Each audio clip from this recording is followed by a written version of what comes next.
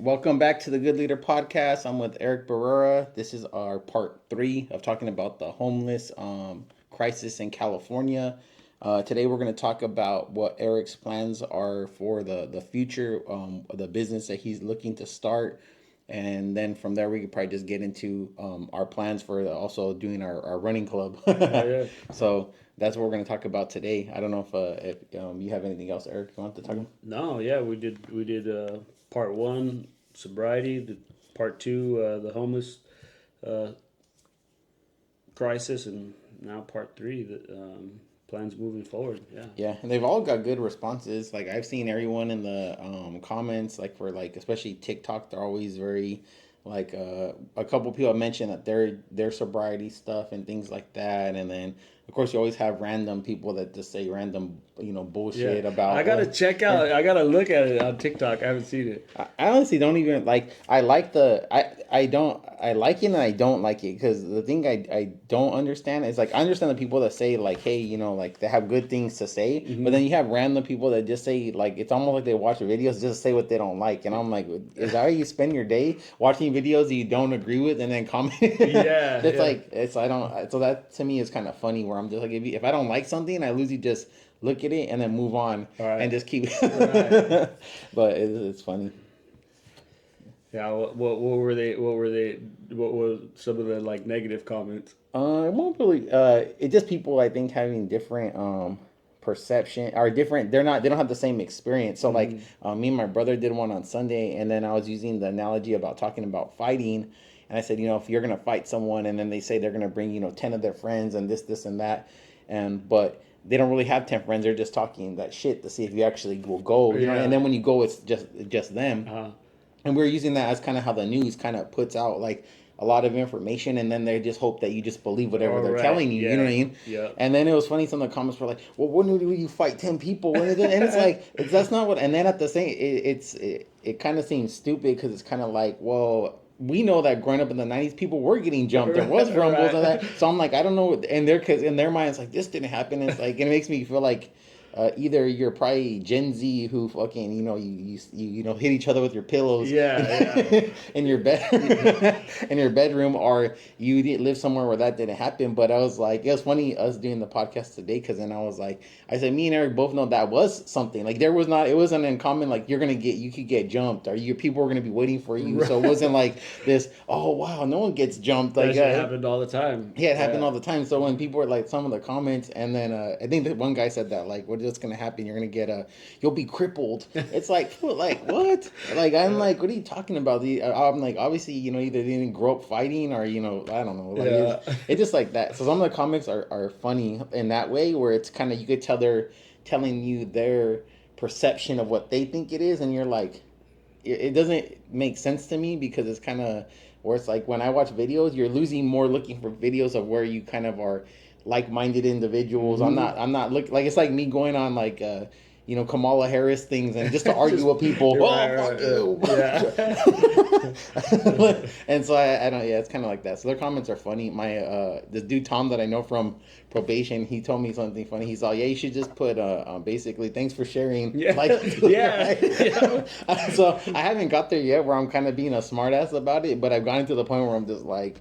There's usually a lot more positive comments, but there's always like these just sporadic ones. Like the other one that was kind of like seemed to irritate people was when I said that people that were 60 and 70 years old that they were kind of gatekeeping and didn't want to retire. They're like, there's no way people are retired by that point. I'm like, no, they aren't. And the government, I don't know if the county's the same thing. I don't know if they're the same way.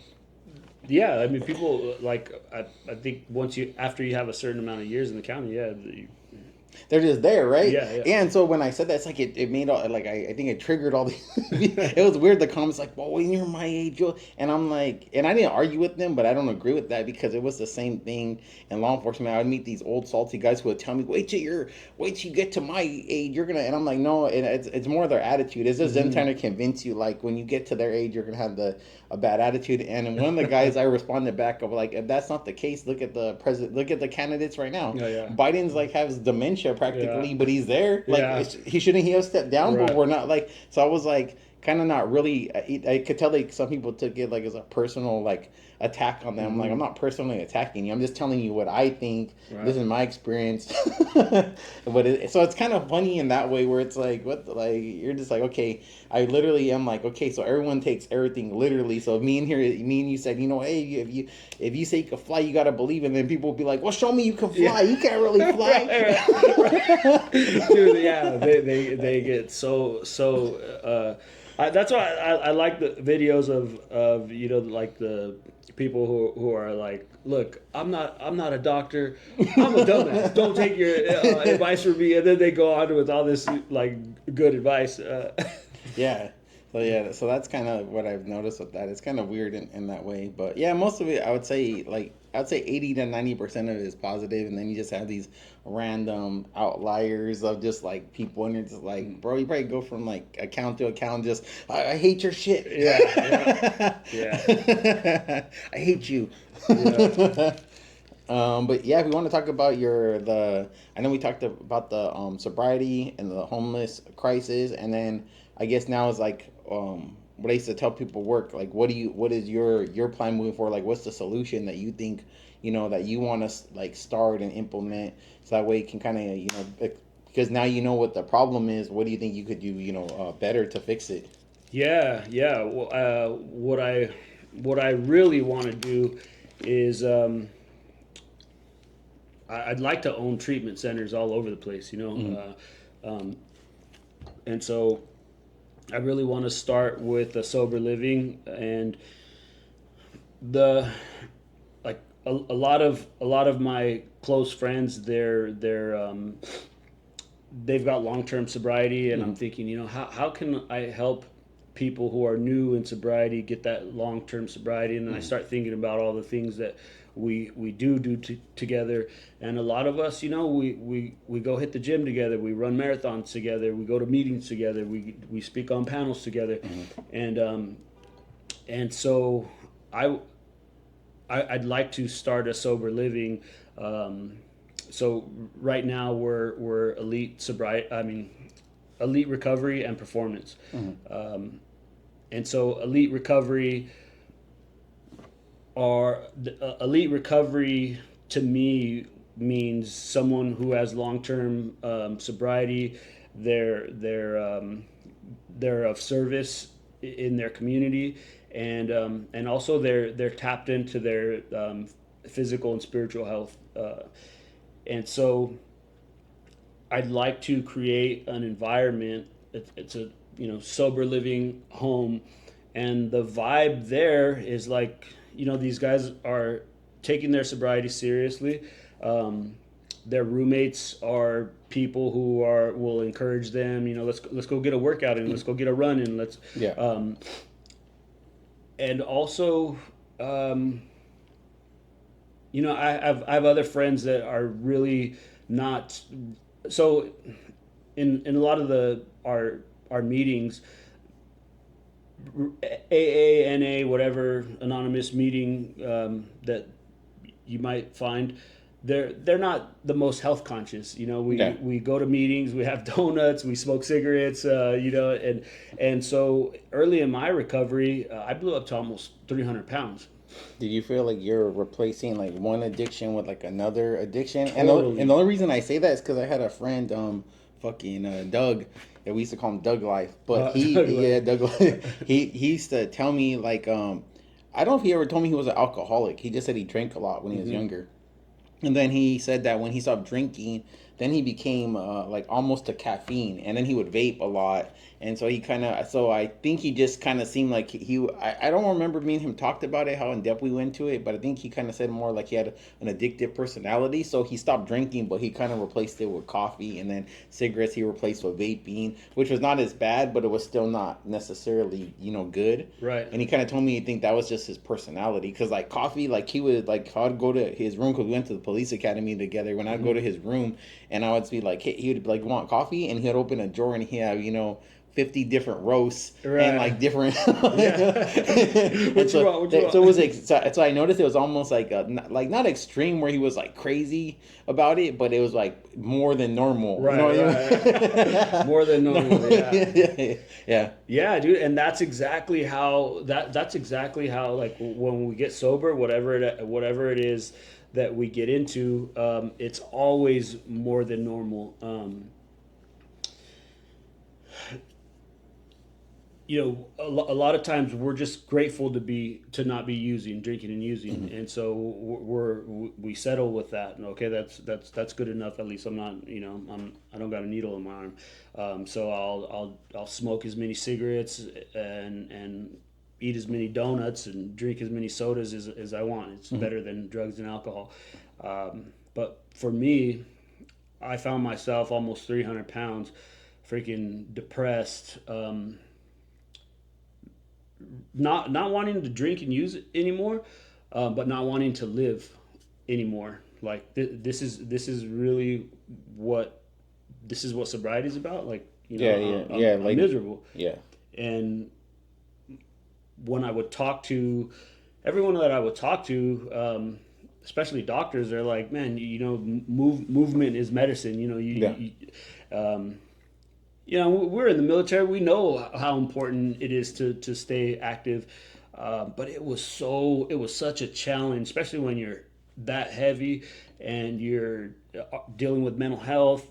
It's a challenge to put on lace up a pair of running shoes and force yourself to go outside. What was it? Was it like the challenge? Was it like physically just felt like you weren't ready, or did you kind of like you said the not living part? Was it like you almost felt like defeated in a way? Like fuck, like I went from one like addiction to now I'm out of shape, and now I'm just like this, like I'm just the way I always tell people about what I think happens when people that usually get depressed is like it's not one loss, it's usually a series of losses, and then you feel like you can't come back, like you can't win enough to come back from the loss. You know what I mean? Yeah. Yeah, it's a lot. It's a lot. Exactly. It's a lot of losses, and it's like the best way. I think everyone's depression could be different. Some people cry. Some people are sad. Some people are angry. My depression was more fatigue. I was extremely tired, not motivated. I'd procrastinate. I'd be laying on the couch, staring at the TV, not even really no like not even retaining what I was watching. Yeah. And the whole day would go by, and then I'd go to sleep and go to work, so I started lacing up my shoes, getting out there. I'd try to go on a jog, and every time I forced myself to get out there, I'd get a little bit farther, and then before I knew it, I was able to do a 3 mile run, and and I knew that that's what I had to do. I knew I had to get active again, but it was hard. It was a grind, and so that's what I am. That's the environment that I'm trying to provide for people who are new in sobriety is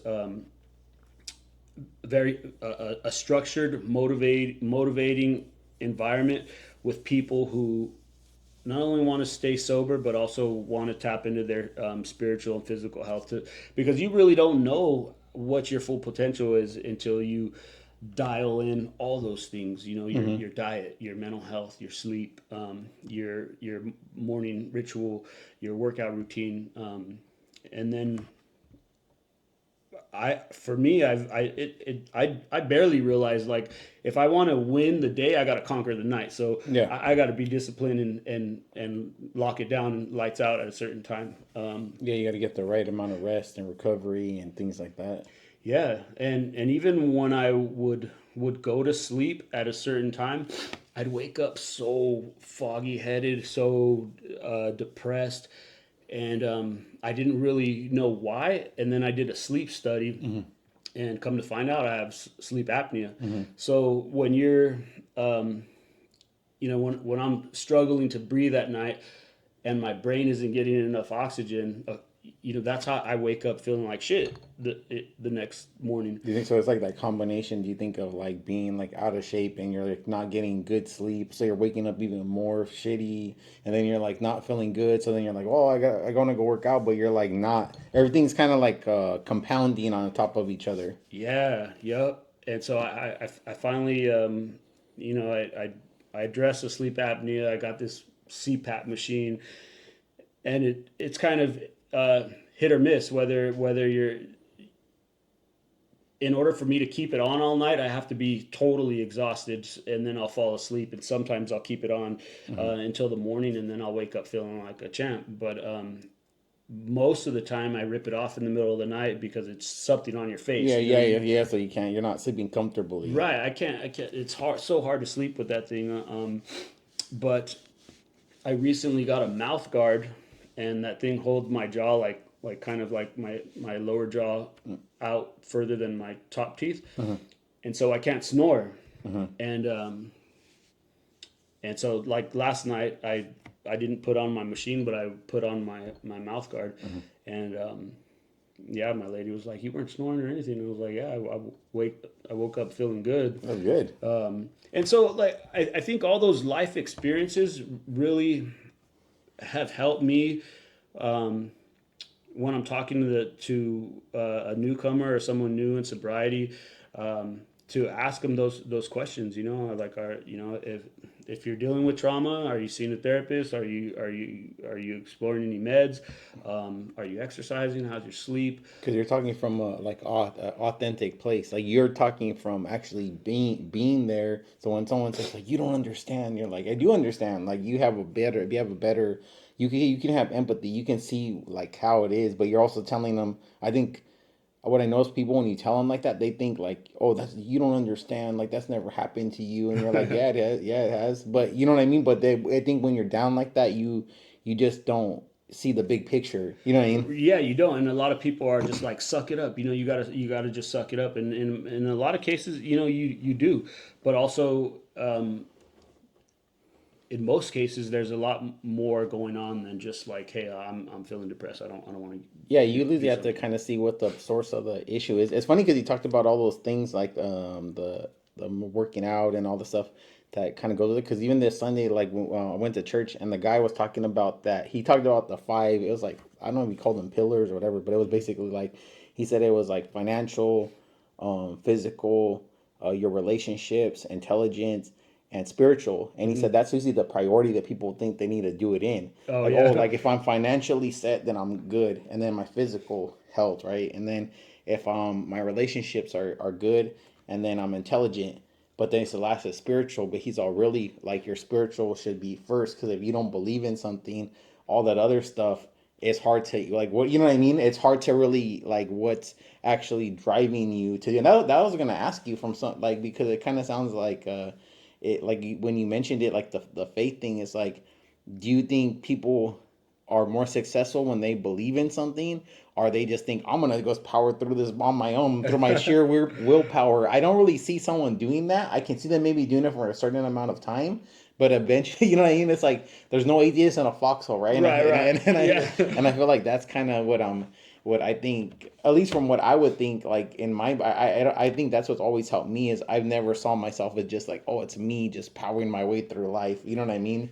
Yeah, spirituality is so important. I mean, for me, as soon as I open my eyes, like the first thing I do is hit my knees, Yeah. and because yeah, if I don't believe in something, and I've told people this before, you don't believe in a higher power, go out to the ocean, like on a big wave day, and Yeah. that's a power greater than yourself. It could be, if you don't believe in a higher power, that's all right. You could borrow mine, like just go through the motions, say the stupid prayers, whatever, and I've seen people that are like, all right, I just I just went through the motions just to prove you wrong or whatever, and their lives change. Yeah, because it's just the you know what they say, what you think, and then what you say, and then what you hear. So even if they're thinking about if you're telling them, hey, you know, if you want to get better, pray for it. So they're thinking about it, they're saying it, they're hearing it, even if they don't really mean to or want to. It starts influencing them because now it's something positive coming out of there. And I think it's like a dam. I honestly think it's like a dam. People are holding all these things inside, and it just slowly starts breaking them Yeah. down, but not in a bad way, but in like a good way to kind of like, hey, you know, to like let all this kind of, like you said, I probably, you know, regret. I wish I made a better decisions. I think I would, you know, I don't feel, you know, proud of myself or something right now. But then having to say I need to let all that stuff go in order to like redemption. You know what I mean? Absolutely. Yeah, it definitely breaks. Yeah, it breaks you down. It breaks that old you down, that old negative you, and starts you know, letting in more positivity. And so I'm hoping with elite recovery and performance that newcomers will be surrounded by other men, other women, who other people Yeah. who have also gone through this process and have found how important spiritual and physical health is in their sobriety. And nobody has to be like an athlete. They don't have to be. You know, everyone starts somewhere, and I think I used to tell people, you know, you don't even have to finish the run with us. Just start with us, just so you could feel the Yeah. vibe. You know, Yeah. we'll all take off at the same time. You'll meet a lot of people, and then whatever you decide, if you want to run a half a mile or if you want to run 8 miles with us, you know. Yeah, feel the energy of the people running. That was funny because that's what I was kind of talking about earlier with the whole when I said the whole fighting thing, and I could tell people were like, "Oh, that's not."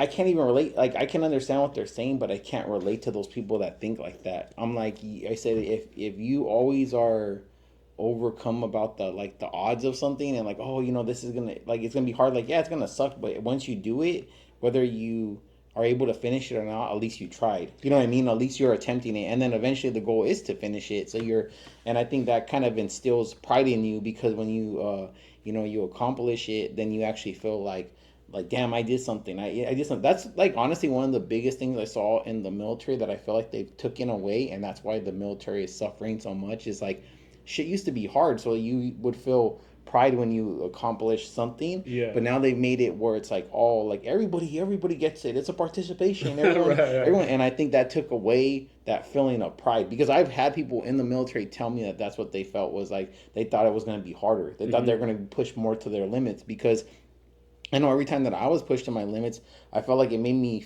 like a different person. Like you like to see what it feels to be like on empty and then still go farther, and then that helps you kind of like I don't know. It's like a I don't know how to. It's like you're literally like leveling yourself up internally. Like I'm pushing myself to where I have nothing, and maybe in a little farther. And now you know the next time you face that thing, you're like you feel more confident. You have more purpose, and you're driven. I think it keeps making you keep pushing yourself over to that test. I think that's what's his name, David Goggins, is pretty much always talking about. Like you're Yeah. constantly just breaking yourself down, breaking, and then you come back stronger. You know what I Right, mean? and that dude's at a point where he could be by himself and keep pushing himself past those limits. Where a lot of people, you know, like, you know, exactly what you were describing. For me, if I'm on a hard run or if I'm doing something difficult and I'm kind of by myself, if I'm just doing it on my own, I might not push myself as hard as I would if I had a group of other people there. And so, like a good buddy of mine, Phil, he said alone, alone we run fast, together we run far. Yeah. And so that's like I don't know, that's.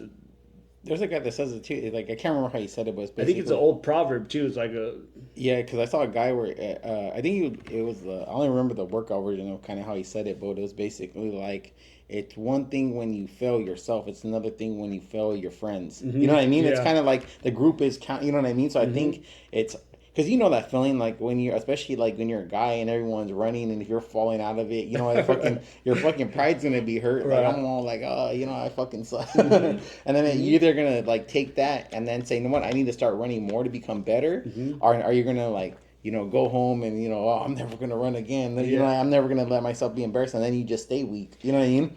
Absolutely, man. There's, I thank God that's always been my fear. In the military, after the military, is falling out on a run. No, And thank God I haven't experienced that, but I've experienced falling out on other things in life, and yeah, you're right. It's a shitty feeling. No, I talked about it before, but yeah, that's how I started. That's how I started getting into working out, because the first time I went on a run, I remember getting to Fort Benning. They broke us into like our running groups or whatever. I think they had us do the 2 miles or 2 mile, like the PT test, and depending on your score, then they put you in your running group. And then so I was in the running group, and the first time we went on a run, I do remember falling out of the run. I just remember like the drill sergeant talking to me in this kind of like disappointed kind of like tone. And then I remember going, like, I literally remember it today, like it was that like yesterday, basically going to the the barracks or the fucking where the beds are at, and then telling myself like I'm not gonna fall out of any run ever again. And then I never did. Yeah. The military, law enforcement, I fucking refused. Like I like once I made that like kind of commitment to myself, but it kind of took that moment to be like, like I don't want this to happen again. And then it made me run faster. It made me like try harder. And it's like I kind of felt like I was like I got to prove it, not really to anyone else. It was like to myself. I got to prove this to myself that I could do this. For sure, man. So we do this. I run with this group called the Skid Row Running Club down in LA, and we do this. It's an ultra marathon, and it's from Canoga Park to Long Beach. It's like 54 miles. Jesus Christ! And so my very first time doing that run, I pulled the plug at mile 37, and it was that feeling like I was like, whatever. I don't care. I wasn't passionate about it. I was just like, I had all these reasons why. Like I really didn't want to do this. I wasn't feeling passionate about it. Like I just did it just to see what it was like. And so I'm good with 37 miles. And the rest of that year, dude, I remember waking up in the middle of the night. It. Yeah, I would wake up in the middle of the night shaking my head. 37 miles. That's all you do. Because I think in the after, after when something like that happens, is like you kind of realize you're like, okay, it was 37 miles, but really I was 13 miles short. Was it 50 miles? 54 miles, yeah. So you're kind of probably like 17 miles. Yeah. I'm like we're like away. So it's like I was close. I went more than halfway, and you know what I mean. So I think that it kind of haunts you as a I think that's what they always say. It's like a little bit of. People always say I don't regret things, but there is things that year where you're like if I would have just pushed myself a little more, I could have made it through that, and then who knows like what that would have like actually done for me. You know what I mean? Yeah, and it's like that old saying. I think it was a Martin Luther King quote. He was like, he says something along the lines like, "It doesn't matter if you walk or if you crawl, as long as you keep moving forward." Yeah. And that's, I could have done that. I could have just not pulled the plug and started walking. But the next, that bothered me so much that the next year that race came around, I was like, you know what, my race doesn't start until mile 37.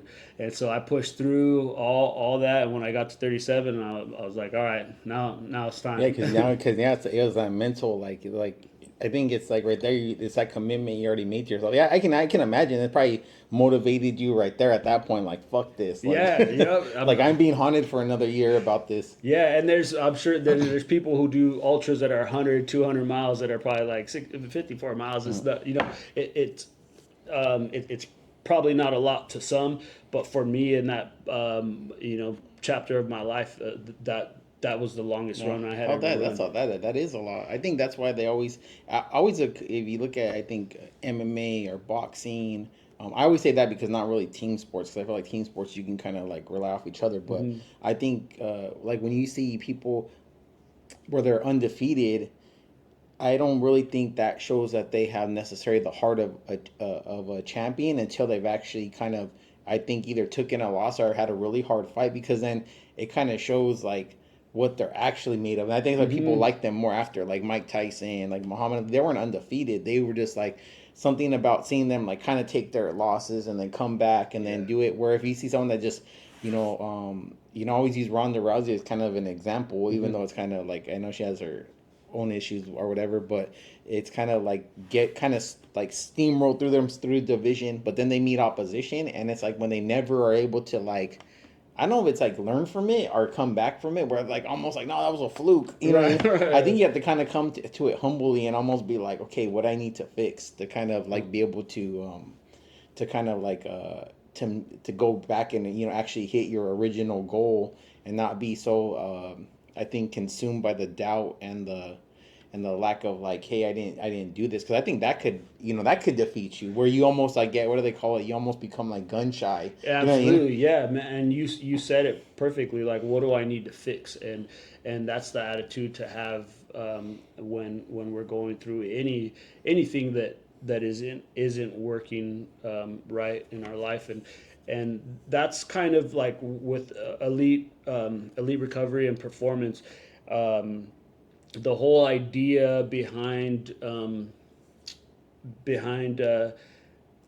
getting that solid foundation and tapping into your physical health is always keeping an eye out for what can I fix. Yeah. And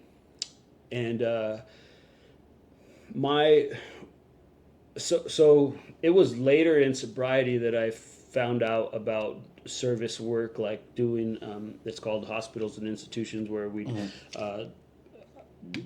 take a commitment to bring myself and a couple other speakers into different treatment centers once a month. And being able to share a piece of yourself in to a group of people who are in a detox or sober living, your role switches from, like, at first you're just trying to get sobriety, but now you're helping someone else get sobriety. You're helping almost give it. And so changing from if someone could change their role from a service recipient to a service provider, it makes us a lot stronger in whatever it is we're doing. So the idea of elite recovery and performance is that everyone who goes through this process, they're not only going to be sober and tapping into their physical health, but they're also going to be encouraged to take these commitments where they go share a piece of themselves to someone who's struggling, and also help bring them through this process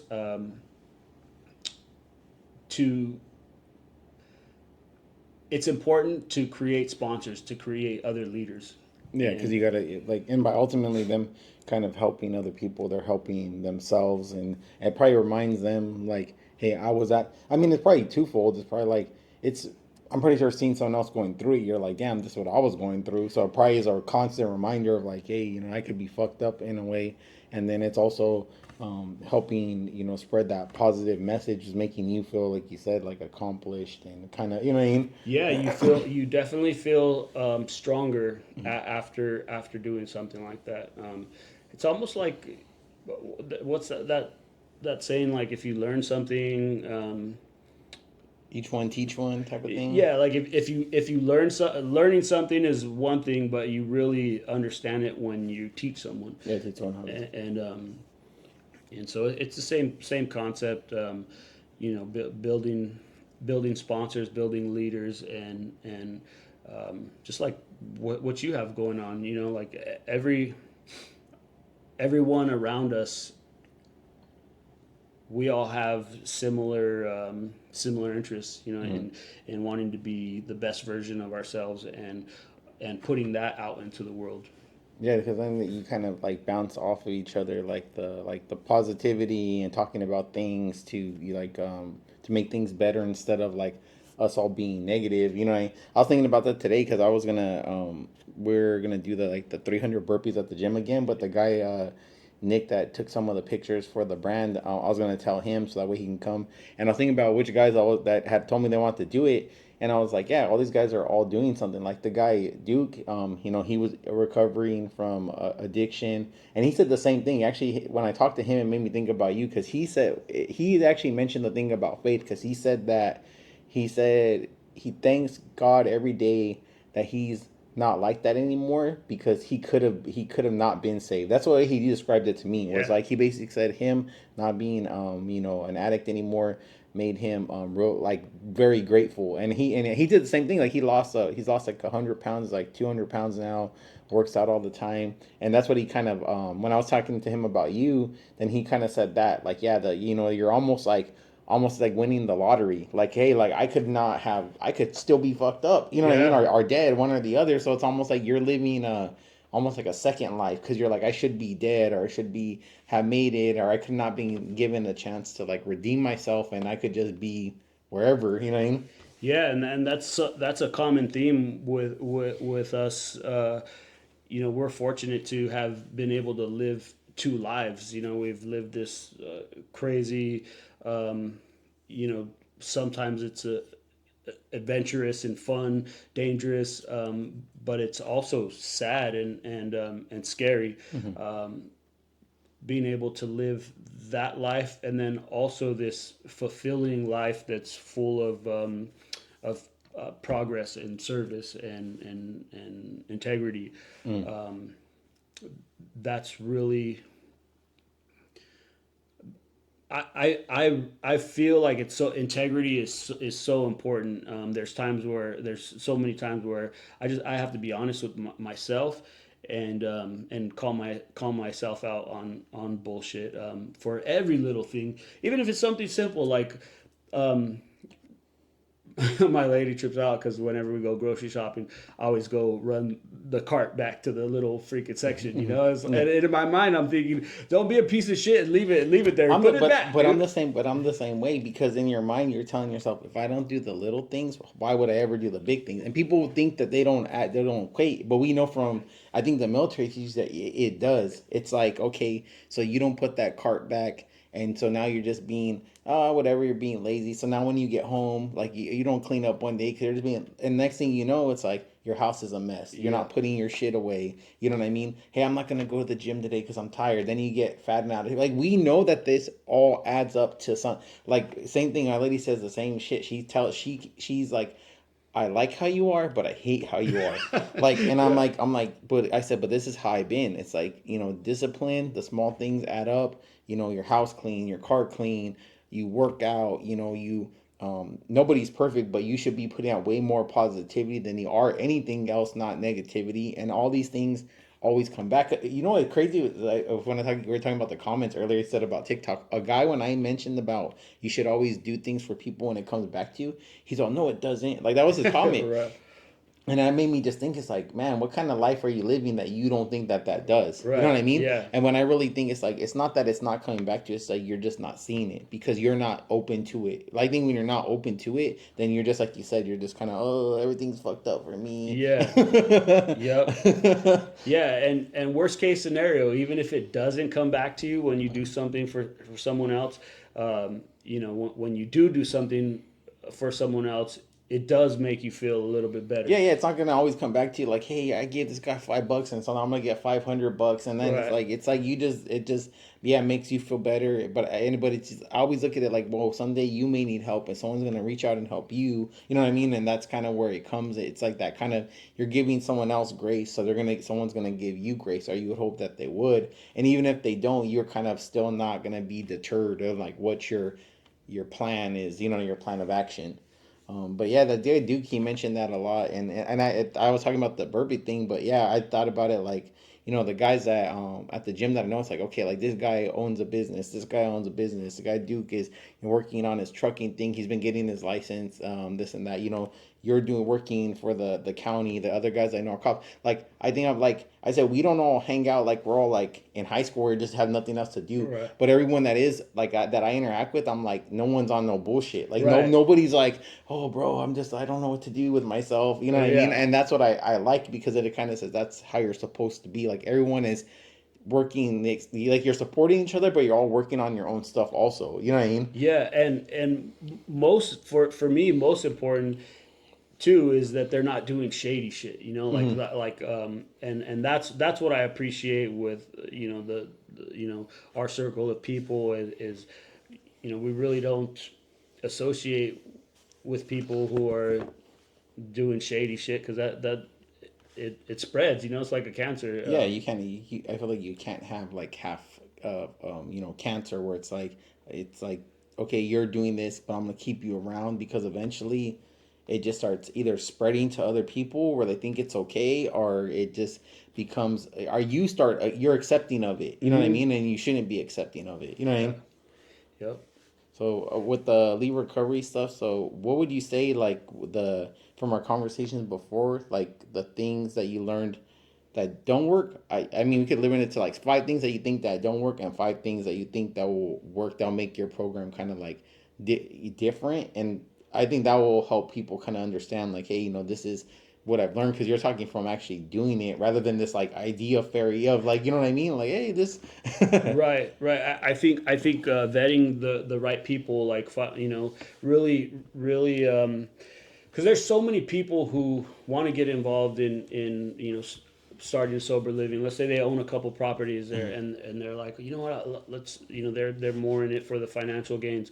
mhm, But if you don't, if they don't have um, that passion where they're doing it because it's the right thing to do, and it provides a service that the world needs, and it's easy to get burned out. Like you have to put the people first, and so you have to find people who it's like when we went to the military. It's like your heart has to be in it. yeah, Like it's you not have a, to it's not a, find people who want to be who want that title, and if it's not they a business opportunity. It's an opportunity to help other people. It's not like, what can I get out of this? If you go into it, that it's the same thing as law enforcement. When people go into it like that, eventually, it's like if you're just looking for what you can gain from it, like you're just in it for the wrong. Your heart's not in the right place. yeah, absolutely. And we would do. I mean, we did all kinds of shit we didn't want to do, just to get to that point where we earn that title, and and so it's the same way with elite recovery. Is like I really want people who say, hey, how do I get to where you guys are at, Hmm. and you know knowing that you're gonna have to do some things you don't want to do. When I first got sober, I couldn't make a good decision to save my life, and the guy who was sponsoring me said, "Dude, whatever it is you feel like you want to do, Do the do the exact opposite." And so, um, you know, had I have had a sober living like that, where I went into sober living, I had all the sobriety support, and also someone saying, hey, when you have 6 months of sobriety, you're going to get behind this podium and talk to people who are detoxing. Hmm. And I've had friends that are like, man, I only have like 6 months of sobriety. I don't really have it. I don't have anything to bring to the table. And I'm like, dude, you have 6 months, but you're talking to people who are trying to get 6 days, or Hmm. 6 hours, whatever. Yeah. You're talking to people who have very little time sober, and so whatever it is that you can bring to the table tell them how you got to where you're at now, that might help, and not only for them but for him as well. Um, so for me, you've heard people say, my years of experience I can teach you in like a couple months. Yeah. Don't make these mistakes, and follow these steps, and that's kind of like, if someone is already where I want to be, chances are they can help me get there without all the mistakes that they made. Yeah, save you some of the, what do they call it? the heartache and the headaches and like the you're not doing everything, like you're not reinventing the wheel. Right. Yeah. Absolutely. And so the things for me that I want other people to know that really work are, having a network of like-minded people, solid sobriety, the opportunity to be of service, and also the education on how to physically train yourself. I mean, I've had friends that, we were talking about how important nutrition is, and one of my buddies was meal prepping chicken and something else, and I said, how are you making your chicken? He's like, I'm in oil. Frying it. Yeah. Yeah. Kentucky Fried Chicken style. Yeah. And so and I realized, like, I remember, like, thinking I was doing the healthy thing but really wasn't. And still I still battle with things, a lot of things today. So, a lot of people don't understand nutrition, and My brother actually bring this up on Sunday, not the nutrition thing, but he just said, "Are some men are those people where it's like they don't want to ask for help or they don't want to say they don't know how to do something, so they'll be like, I know how to do it, I know how to work out, I know." And I mean, I know what you're saying. A lot of people are like that, where it's like, I know how to work out, I know how to eat right. Yeah. And they're like, okay, tell me then, tell me what you would do. Oh, well, I would. Yeah. And I feel like I know a lot of these things, but I struggle with consistency and do my addiction has transformed into other things, like food obsession and Yeah, that kind of, that's what I'm talking about. The guy Doug kind of said, like that addictive personality where you can get super into things, like you're like, I'm really like it, like gets replaced by other things. right, and it'll ruin. I've seen it ruin people's lives, whether it's food, porn, all kinds of things that guys, we have to be mindful of. Okay, if I do this, then I'm going to feel like this afterwards. So,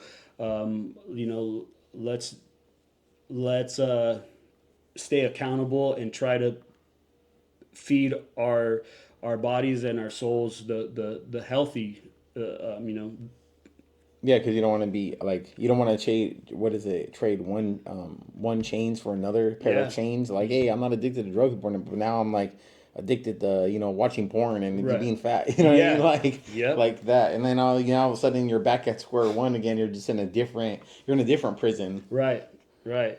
And man, I've been in all those prisons. I've been in all those prisons, and so I'm glad that you know I feel like starting elite recovery and performance it's a safe place to be able to talk about all these things and what works and what doesn't work. Um,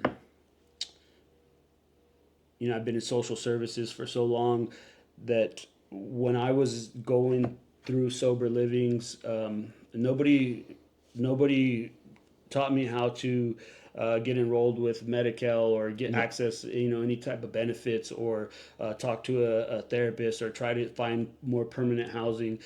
These are things that I've learned over the years, and I think that I could help. I think that I could help people get sober, get in touch with their physical and spiritual best selves, and also get connected to all the social services that we really don't know. A lot of people don't know are out there. Like, you've already done, we call it like you already did the legwork. So now you're just basically like, hey, I know I can tell you what to do to get where you're trying to go, rather than trying to Google it or research it. And now you're saving them time. Right, exactly. And so right now I'm trying to find a property so that we can start this and get this going, and then get a van so that a lot of the guys that they're going to work, they have to work to pay for their bed, but if we could get a van to go take them To work. to our runs,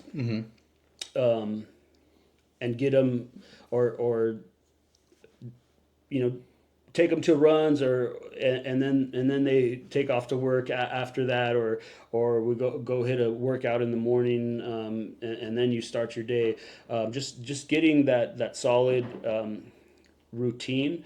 Um, it's made a big difference in my life. I know how important it is for me, and so I just want to share it with other people. Are you interested in getting in like sponsors or people that they donate stuff or they help or they do stuff? Or Yeah, I mean, if anyone, I feel like there's plenty of people that have a family member or a loved one that's struggling yeah, with addiction or alcoholism, and if they only had a place where they can go, where they're surrounded by other people who are leaving that type of a lifestyle, and they're headed in a healthy direction, yeah, that might be exactly what that person needs. So yeah, if whoever wants to be part of elite recovery yeah, and performance, yeah. I'm definitely looking for anyone who's willing to get this off the ground with us.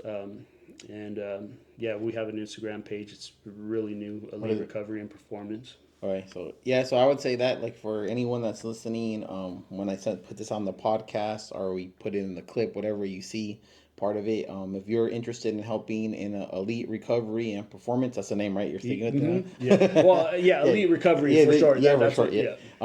And helping out. So when they set it up, so obviously they're going to be looking for a location to house individuals. And hopefully in the future, many locations, right? Yeah.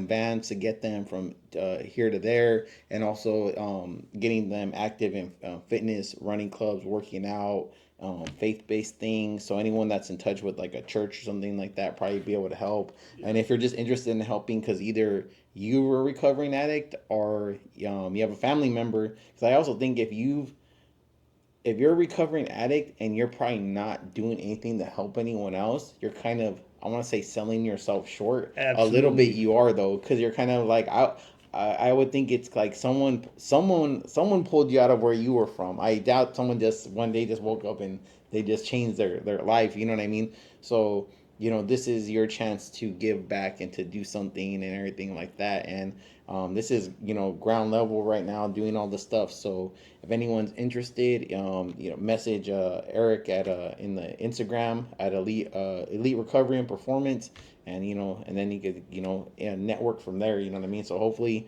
the right person hears it and they feel inspired to do something, and that will help. You know what I mean?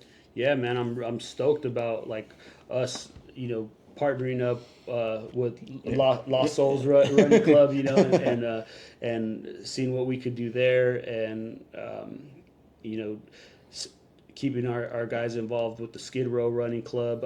There's so many people in our running club. Not everyone is in recovery. There's people like you said that are just community members that want to get involved, staying active. Yeah, there's teachers, law enforcement, social workers, people in the medical field, all kinds of different. They come from all walks of life, and so that's kind of what we're looking for. Also, you don't have to be any specific person to get involved.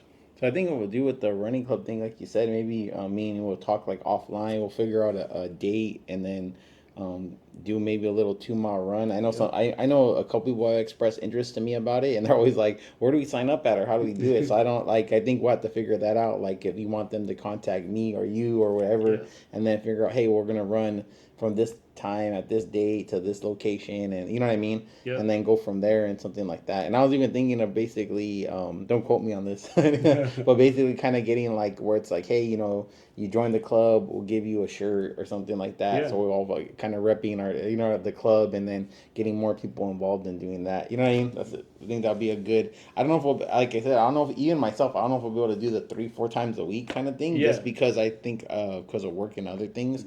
But I think at least I think at least twice a month, or you know what I mean, something like that, and maybe getting involved in the bigger runs, like you said. And then networking with the Skid Row running club, say, hey, if we're not running enough for you, you can also go run on the Skid Row running clubs, and kind of vice versa. You know what I mean? Yeah, that club definitely runs every Monday and Thursday at 6 a.m. And we start at 6th in San Pedro in front of the Midnight Mission. And then Saturdays we start at 7 a.m. Right at the Rose Bowl in Pasadena. And so everyone's welcome. All fitness, all fitness levels welcome. There's a spot for you, Yeah.